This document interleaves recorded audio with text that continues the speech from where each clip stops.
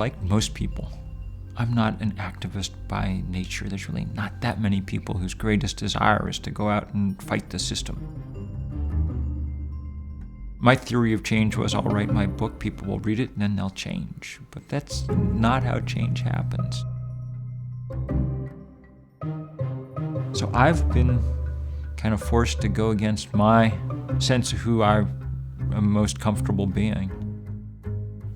It seems like it's the thing that's required now, and I think it's probably required that an awful lot of us do things that are a little hard for us. Make a little noise, be a little uncomfortable, push other people to be a little uncomfortable. This is really the fight of our time. It is official, 2012 was the hottest year in the United States since weather scientists started keeping records. 2012 was not only the warmest year on record, but also the second most extreme, featuring tornadoes, wildfires, a massive drought, rising seas due to climate change, heat-trapping gases from burning oil, coal, and gas. $10.9 billion in profits. People look at this and they say that's a world turned upside down. Listening to your testimony makes me even more convinced that we need to act to prevent cataclysmic climate change. BP cut corner after corner, and now the whole Gulf Coast is paying the price. How can you justify the record profits you're making? Well, our business is one of very large numbers. Let's bring on Bill. He's an environmentalist and president and co-founder of 350.org. and my guest, Bill McKibben, Our nation's leading environmentalist. We started this thing called 350.org. We're going out and building the kind of political movement that will change things.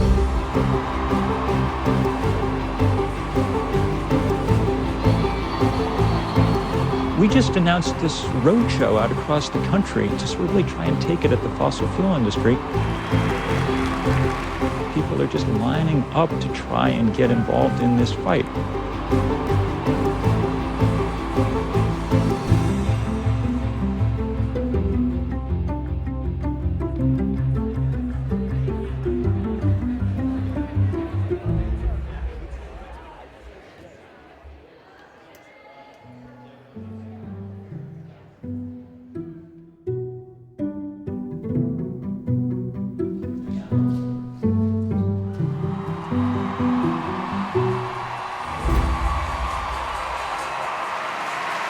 Well,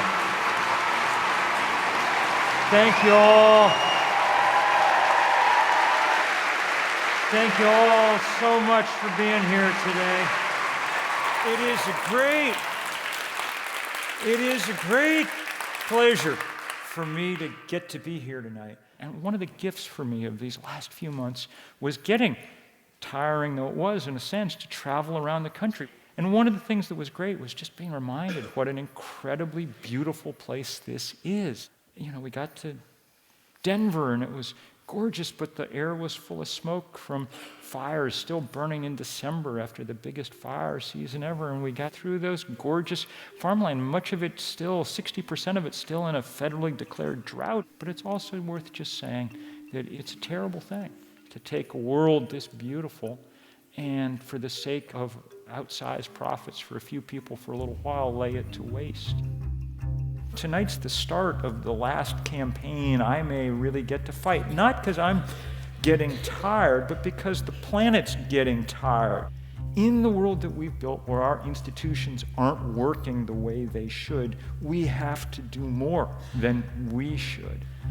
That news doesn't depress me. In a sense, it excites me because I think we know what we need to do. I think we've peeled away the layers of the onion. We've gotten to the very heart of things. As of tonight, we're taking on the fossil fuel industry directly.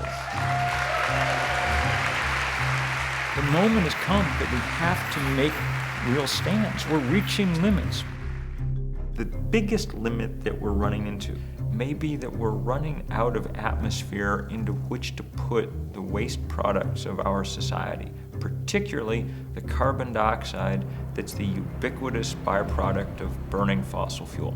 You burn coal or oil or gas, you get CO2, and the atmosphere is now filling up with it. We know what the solutions for dealing with this trouble are. Many of the technologies we need to get off fossil fuel and onto something else. The thing that's preventing us from doing it is the enormous political power wielded by those who have made and are making vast windfall profits off of fossil fuel.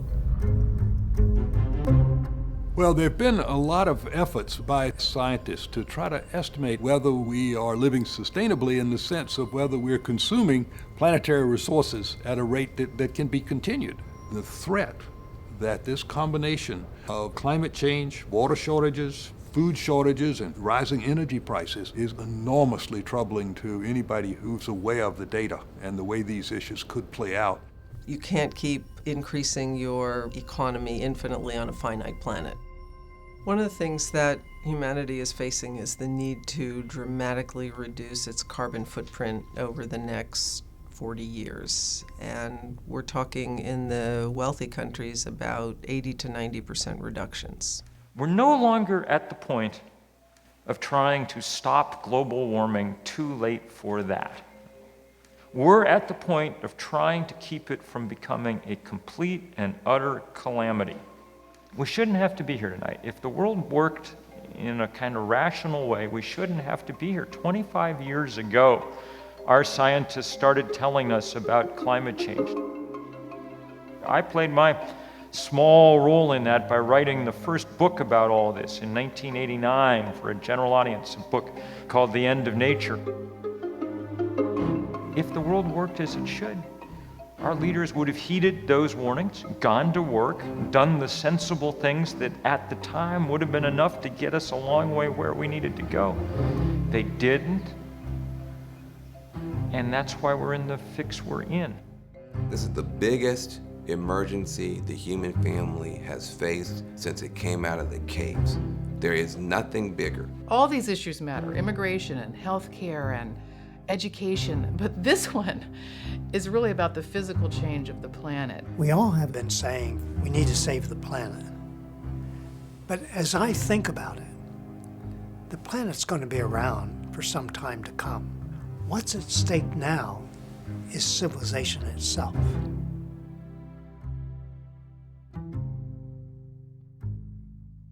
Our most important climatologist, Jim Hansen, had his team at NASA do a study to figure out how much carbon in the atmosphere was too much.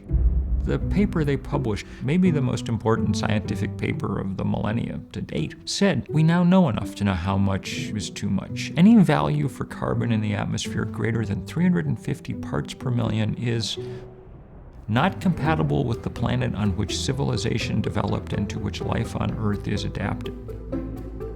That's pretty strong language for scientists to use. Stronger still if you know that outside today, the atmosphere is 395 parts per million CO2 and rising about 2 parts per million per year. Everything frozen on Earth is melting. The great ice sheet of the Arctic is reduced by more than half. The oceans are about 30% more acidic than they were 30 years ago because the chemistry of seawater changes as it absorbs carbon from the atmosphere. And because warm air holds more water vapor than cold, the atmosphere is about 5% wetter than it was 40 years ago. That's astonishingly large change. There's more energy coming in and being absorbed by the Earth than there is heat being radiated to space, which is exactly what we expected, because as we add greenhouse gases to the atmosphere, it traps heat. Now we can measure that, and that's the basis by which we can prove that the human-made impacts on atmospheric composition are the primary cause of the climate change that we're observing. So let's get to work. We're calling this Do the Math, and we're going to do some math for a moment. Just 3 numbers, okay? I wrote about them in a piece last summer for Rolling Stone, a piece that went oddly viral. It was the issue with Justin Bieber on the cover, okay? But here's the strange thing. The next day, I got a call from the editor saying, your piece has gotten 10 times more likes on Facebook than Justin Bieber's, you know?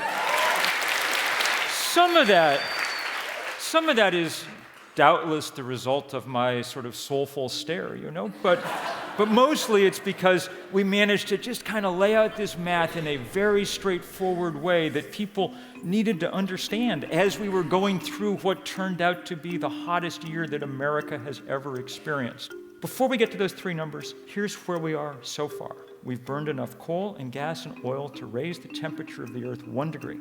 What has that done? There was a day last September when the headline in the paper was, half the polar ice cap is missing. Literally. I mean, if Neil Armstrong were up on the moon today, he would look down and see half as much area of ice in the Arctic. We've taken one of the largest physical features on Earth and we have broken it. Shall we work through the numbers? They're three, and they're easy. The first one's 2 degrees. That's how much the world has said it would be safe to let the planet warm. In political terms, it's the only thing that anybody's agreed to. Some of you may remember that climate summit in Copenhagen. There was only one number in the final 2-page voluntary accord that people signed. Only one number in it, 2 degrees. Every signatory pledged to make sure the temperature wouldn't rise above that. The EU, Japan, Russia, China, countries that make their money selling oil like the United Arab Emirates, the most conservative, recalcitrant, reluctant countries on Earth, even the United States. If the world officially believes anything about climate change, it's that 2 degrees is too much. Second number, scientists have calculated how much carbon we could pour into the atmosphere and have a reasonable chance of staying below 2 degrees. They say about 565 more gigatons. A gigaton is 1 billion tons. That's not a perfect chance. That's worse odds than Russian roulette, It sounds like it should be a lot. It is a lot. 565 billion tons of CO2. The problem is we pour 30 billion tons a year in now, and it goes up 3% a year. Do the math, and it's about 15 years before we go past that threshold. So that's sobering news. But the scary number is the third number. The third number was the important one and the new one, and it came from a team of financial analysts in the United Kingdom. And what they did was sit down with all the annual reports and SEC filings and things and figure out how much carbon the world's fossil fuel industry, how much they had already in their reserves. And that number turned out to be 2,795 gigatons worth of carbon. 5 times as much as the most conservative governments on Earth think would be safe to pour into the atmosphere. It's not even close. I mean, it's 5 times more. And once you know that number, then you understand the essence of this problem.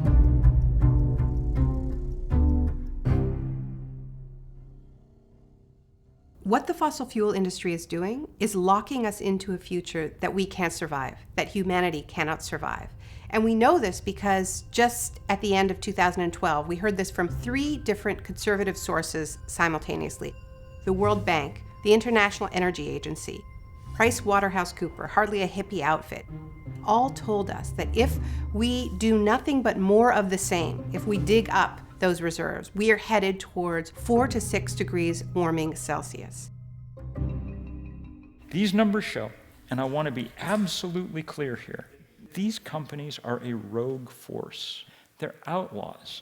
They're not outlaws against the laws of the state. They get to write those for the most part. But they're outlaw against the laws of physics. If they carry out their business plan, the planet tanks. And we have all the engineers and entrepreneurs we need. The thing that's holding us back above all else is the simple fact that the fossil fuel industry cheats. Alone among industries, they're allowed to pour out their waste for free. Nobody should be able to pollute for free.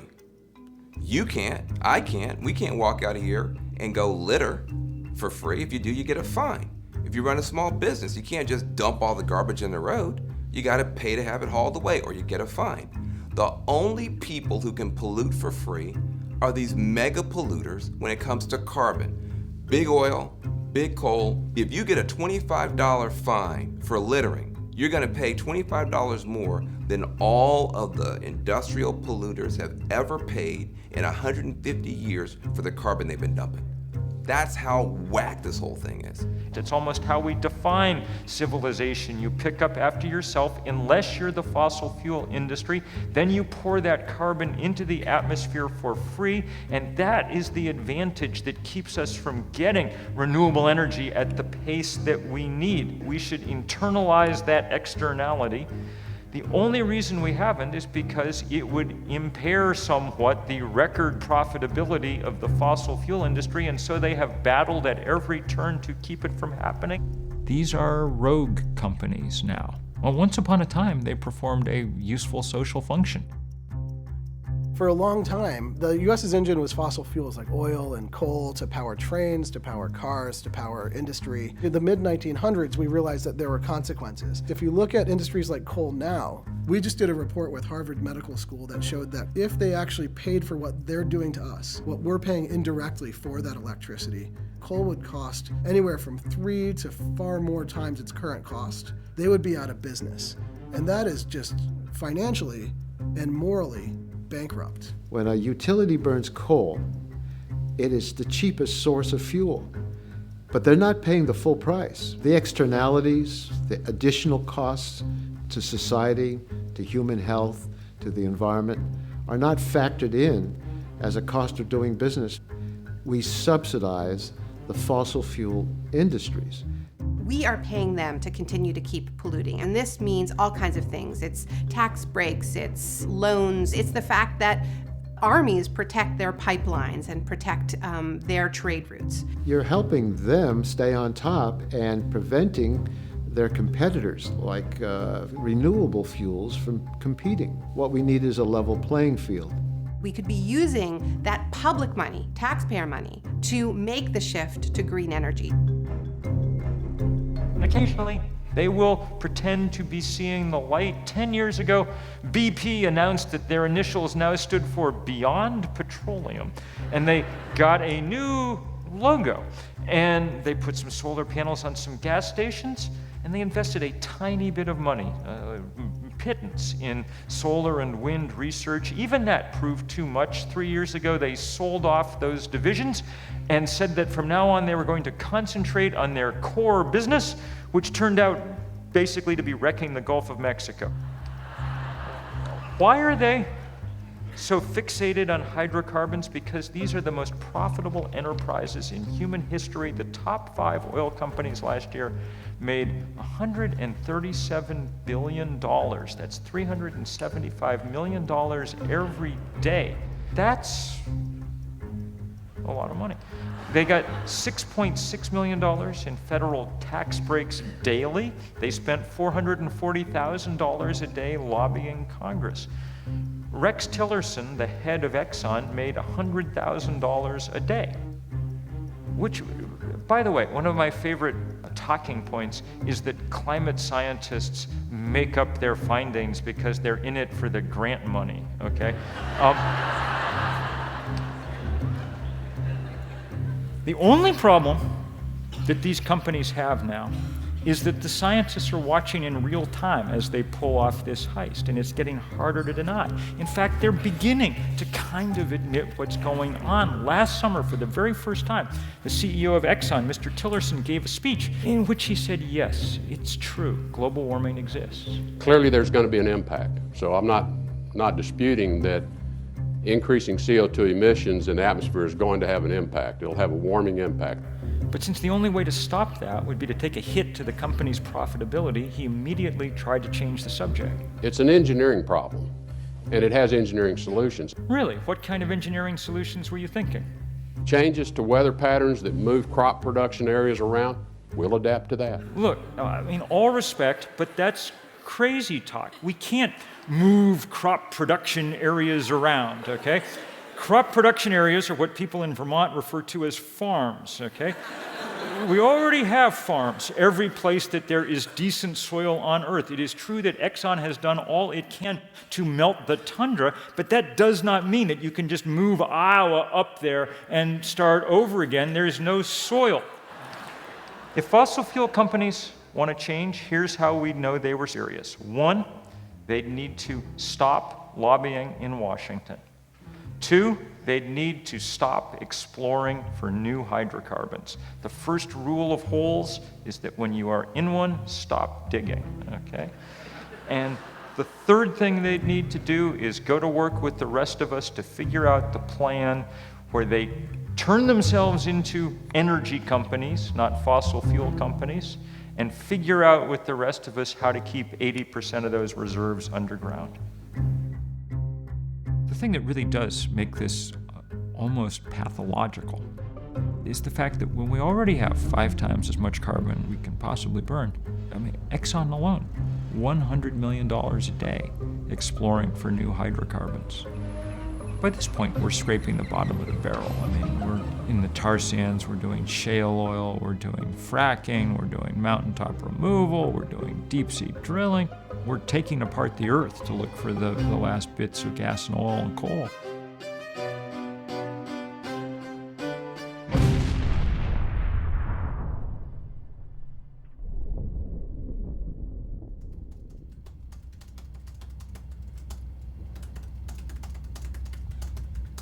I find that when I get depressed, the best antidote by far is action, and I think that that's true for most people. The problem with climate change is that it seems too big for any of us ourselves to take it on, and indeed it is.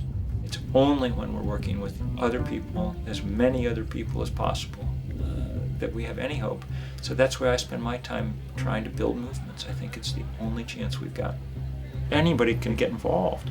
There's always stuff to be done, and more of it all the time. That's what movements look like. We started 350.org in 2008, and when I say we, I mean me and 7 undergraduates at Middlebury College. We had the deep desire to try and do some global organizing about the really first global problem this planet's ever faced. And we spread out around the planet, and for the next year or so, we found people all over this earth who wanted to work with us. We asked them all to take one day, and this is our first big day of action, was in the fall of 2009. We said, will you all join us for one day? Will you do something on that day to take this most important number, 350, and drive it into the information bloodstream of the planet? For the next 48 hours, pictures just poured in, many a minute. Before it was over, there had been 5,200 demonstrations in 181 countries. CNN called it the most widespread day of political activity in the planet's history. Communities across the globe gathered today to rally for solutions to climate change. The rally was part of locations around the globe. Hundreds of environment campaigners gathered in Edinburgh today. So we've gone on since then to do more of these big days of action. We work in every country but North Korea. We have had about 20,000 rallies or so, and we've gone on to do more direct things, spearhead the fight against the Keystone pipeline, organize the largest civil disobedience action in 30 years. Now the high-stakes battle over whether the Obama administration should approve a major oil pipeline bisecting the U.S. Would transfer tar sand from Alberta, Canada, down to the Gulf of Mexico. The type of oil the pipeline would carry is far more toxic. Among the dirtiest of all fossil fuels. This pipeline has proven to be very controversial. To the federal government to decide whether or not to give Keystone XL the green light. Tar sands is destructive in and of itself, but it's also symbolic of a way of developing, a way of growing our economy that just can't be sustained. Now, right now, a company called TransCanada has applied to build a new pipeline to speed more oil from Cushing to state-of-the-art refineries down in the Gulf Coast.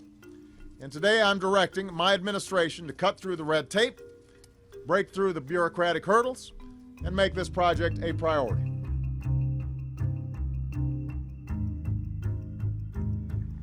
August was the beginning of the people's veto of this whole proposal.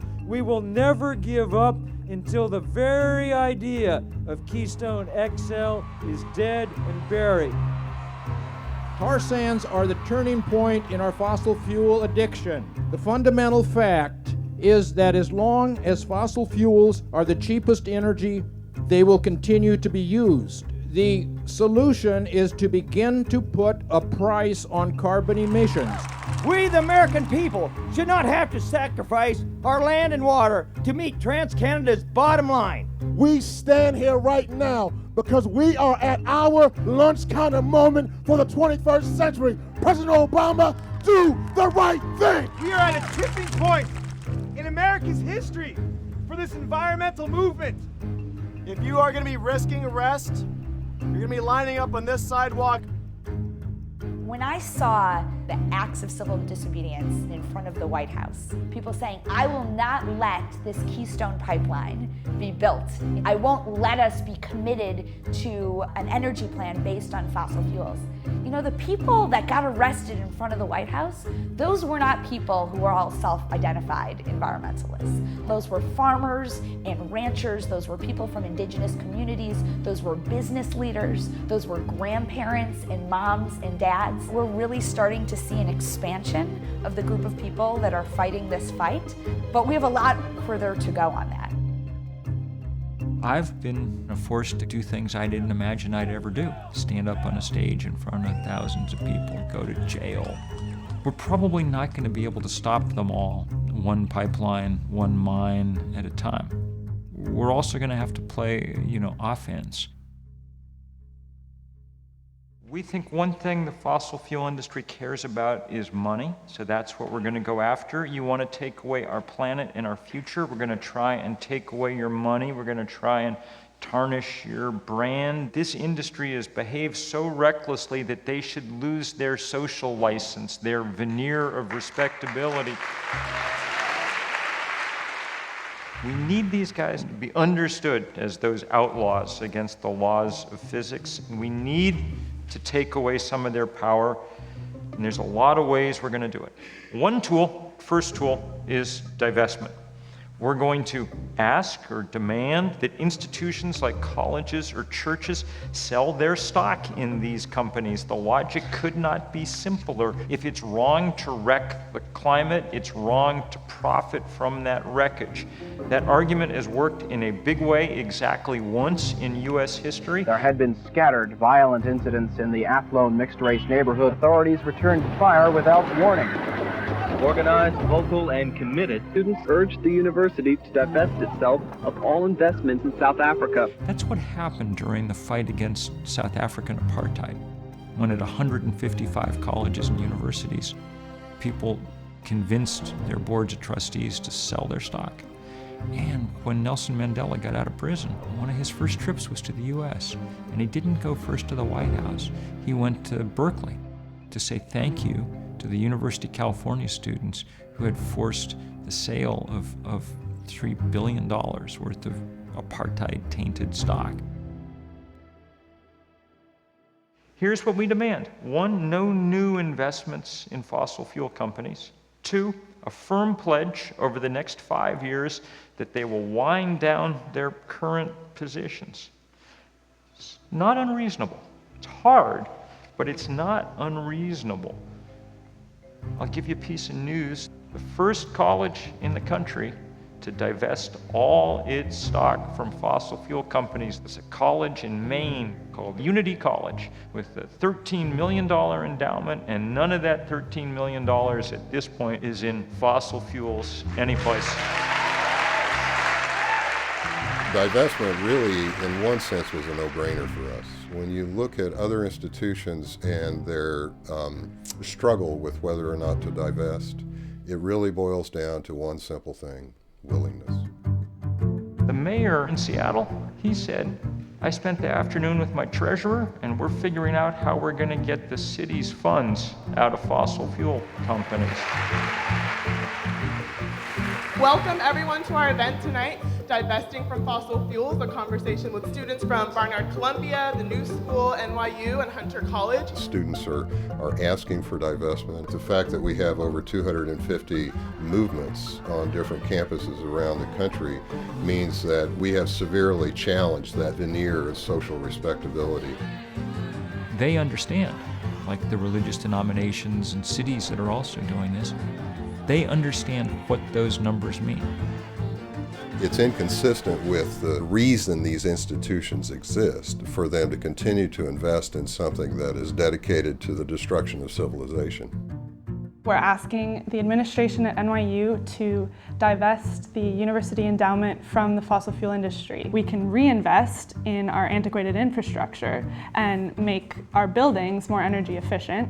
People are always looking for this silver bullet. Instead, it's the silver buckshot. How this campaign fits into the greater scheme of things is that this is just one of those ways in which we can take action. These are the kind of solutions that the university should be leading on. And they should be saying, we're going to take the money that's piled up in our endowment that right now is either doing nothing or doing harm, and we're going to take that money away from the problem makers, give it to the problem solvers. Once you know what's evil, now if you're ignorant, you got to pass. But once you know what's evil, you have a moral responsibility to withdraw your energy from it. We are participating in the destruction of our own world even if we don't want to, because the fossil fuel industry is so intertwined in so many aspects of American life. They rely on our corporation to continue what they're doing. But what if we said no? The divestment work is a piece of that. And what it does is it has the ambition of transforming hundreds, thousands of institutions in the US to be allies rather than adversaries. We as everyday people have so much power. If you are a member of a church, you have the ability to work with your fellow congregants to make sure that your church is not investing in fossil fuel companies. If you are a student on a college campus, not only do you have the opportunity, I think you have the responsibility to work with your fellow students to make sure that your institution of higher learning is not investing its endowment in the companies that are destroying your future and this planet. We have to send a message, a very clear message to big oil, big energy, that we are going to hold them liable and we are going to divest if they won't themselves begin to change. There is nothing, and I mean nothing, radical in what we are talking about here. All we're asking for when we talk about climate change is a planet that works the way that it did for the last 10,000 years, a planet that works the way the one we were born onto works. That's not a radical demand. That's, if you think about it, a conservative demand. Radicals work at oil companies. If you wake up in the morning to make your $100,000 a day, you're willing to alter the chemical composition of the atmosphere, then you're engaged in a more radical act than anyone who ever came before you. And our job is to figure out how to check that radicalism, how to bring it to heel, how to keep it from overwhelming everything good on this planet. And here's the good news. Since I've been giving you lots of bad news, here's the good news. There's plenty we can do. The long-term solution to climate change is very clear. We need to make the leap to renewable energy. We need to do it quickly, which will be hard. It'll be the hardest thing we've done since, gearing up to fight World War II or something. But it's by no means impossible. When I feel a little overwhelmed with all the things we need to do, I go back and reread the economic history of World War II. It was just a matter of months, for the U.S. automobile industry, producing cars to tanks, planes, and ships. It didn't take decades to restructure the U.S. industrial economy. It didn't take years. It was done in a matter of months. And if we could do that now, then certainly we can restructure the world energy economy over the next decade. And it's going to require some hard choices. It's going to require a real change in how we get our energy and how we move around. But the good news is that we have the solutions. We have the ways. We know what we need to do to get to a world where we're not burning as many fossil fuels. Why would we build a 1,000-mile pipeline taking almost 1 million barrels of oil from the most carbon-intensive fuel source on the planet when wind energy is a whole lot cheaper and a whole lot cleaner? Why would we drill in the Arctic when we know that solar power can meet our energy needs across the country? Why would we frack our countrysides and our watersheds when we know that energy efficiency would save more energy than natural gas can provide? I think that we're coming to that point now where extreme energy sources are so bad that the questions and these challenges are going to become easier and easier. Our whole economy is going to be dependent on how we respond to this crisis. Competition between countries will be between those who will be advanced in developing the technology and who will be selling it to others, or those who stay back and don't seize the opportunity. We should never underestimate our ingenuity and resolve. If those people that say we can't do anything about this do not know who we are, do not know what we can do. I think this is the moment where we dig deep and say, okay, we are ready. The solutions are in front of us, and no longer in good conscience can any of us, everyday citizens, elected officials, religious leaders, stand idly by. All the big problems that we have, they all have very local solutions. And finding what those solutions are actually result in a whole bunch of different benefits from an environmental standpoint, economic standpoint, and a social aspect.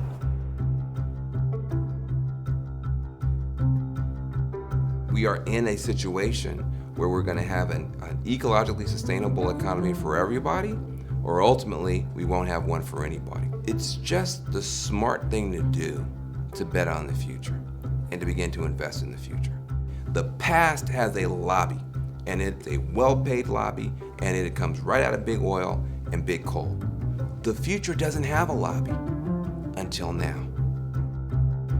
We have to be as sophisticated as the system we're trying to change. The legislation that Senator Boxer and I are introducing with the support of the leading environmental organizations actually addresses the crisis. A major focus is a price on carbon and methane emissions. I think a lot of people wonder, maybe still wonder, whether our political system is up to this task. In the largest sense, I don't know if we can win this fight. There are scientists who think we've waited too long to get started. Clearly the power on the other side is enormous. Every once in a while I get discouraged. There was a TV reporter who was, sort of grilling me. He said, well, this just seems impossible. You're up against the richest industry on earth. This just seems like one of these David and Goliath stories. What chance do you have? And I was thinking, oh, you're right, this is terrible. But then I thought, and since we're in church, maybe this is apropos, I thought, I know how that David and Goliath story comes out. David wins against the odds, okay? I don't know if we're gonna win, but we have real chance. We know that civil disobedience has helped to achieve great things. It's helped to secure for women the right to vote. It's helped to end segregation. And so we know that we can't win on climate change if we continue to dither, if we continue to talk about it but not do anything. We have a moral catastrophe on our hands. We have to do this because our democracy has been subverted, our laws have been subverted. As I say, it's criminal, and I say that not lightly. When you have no recourse in our democracy, legally or democratically, we not only have the right, but we have the duty to break the law, to show our discontent. As a nation, we can come together. This is not about Republican or Democrat, it's about humanity. We're connected to each other, and that organizing has got to be the basis for this kind of larger fight. We're very glad to be here. Some of us are especially glad to be here because we're glad to be out of jail, where we spent much of yesterday in this demonstration about the Keystone pipeline, and that's, of course, one of the reasons that Americans are descending on this city this week. Thousands of people marched past the White House and urged President Obama to take strong measures to combat climate change. The second high-profile event organized in a week by groups including the Sierra Club and 350.org. I'm here because I have an obligation to my children, my ancestors, our future generations. If this pipeline goes through, it will be at the cost of human life. When disaster strikes, it's not going to know race, color, or creed. The fossil fuel barons, their lawyers, their spin doctors are losing their grip on our country's psyche. We're not going to create the clean energy economy when one side beats the other. We're going to win when we all come together for solutions that work for all of us. And the good news is that in this country, when we finally decided that we're going to take action on a moral question at the center of who we are, we tend to respond, when we respond, explosively. That is the epic struggle of this century, and we're going to meet it. If we don't, we won't have a 22nd century. Whenever a great generation stands up, it stands up based on idealism. It stands up based on moral courage, and that's what's happening now. This is the last minute in the last quarter of the biggest, most important game humanity has ever played. The reality of our movement is this: if we fail, the consequences are dire. None of you could be in a more important place than you are right now. Part of this battle against the very deepest problems we've ever faced. Very few people on Earth ever get to say, I'm doing the most important thing I could be doing any place on the planet at this moment in time, but you guys get to say that because you are on the front lines of this all-important battle. I think we can win this fight. I think we can win it if we act as a community, if we do not do anything that would injure that community, but instead build and knit that community together in a way that allows it to take powerful action. We know the end of the story.